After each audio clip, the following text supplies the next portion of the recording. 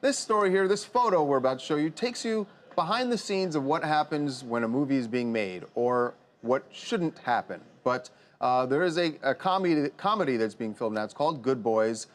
Seth Rogan is one of the producers, but it's about kids, a group of like 12-year-old kids. Now, we got this photo from the set, and it shows this is not one of the actors. This is a stand-in for the actor.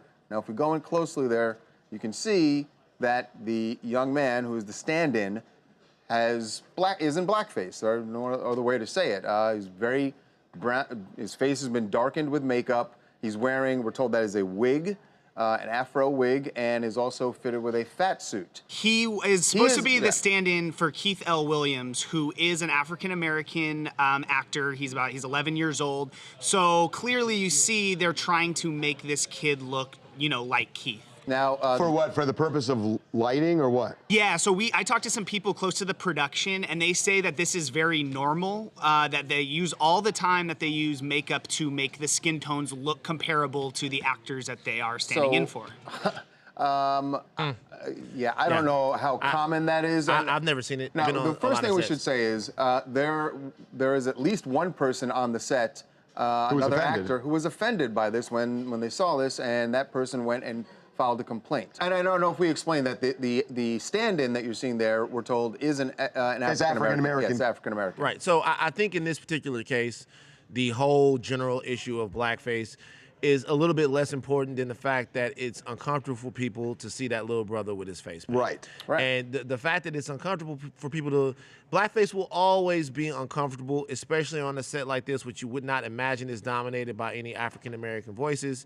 It's always going to, Spike Lee did it for a movie. He did it for a movie called Bamboozle, but because there's a little community trust in Spike, no one was outraged. It was a dramatic point. For this situation, you would wish that they would not have done that. It seems to be ways to avoid having to paint that little brother's face. I know you've worked on movie sets, and I've spoken to people that I know who have worked on movie sets for years.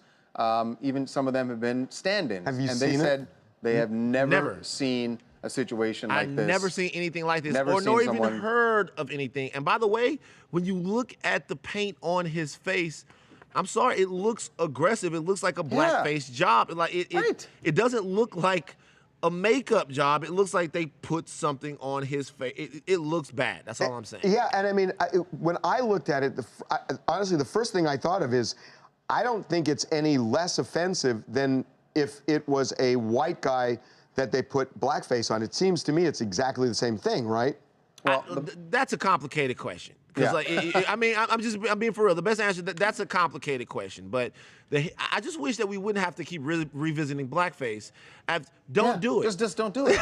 I mean, and just, you know, what is more commonly done when you need a stand-in, just because I don't think we explained this. For a stand-in, look, if they want to do lighting or something, and you're working with a child actor, you can't have child actors. There's strict rules about how much time they can be on camera. But then you get somebody with a like, someone with the same complexion. Tone, yeah. That's what's normally done. You don't put makeup on someone to make them look. Just don't do it.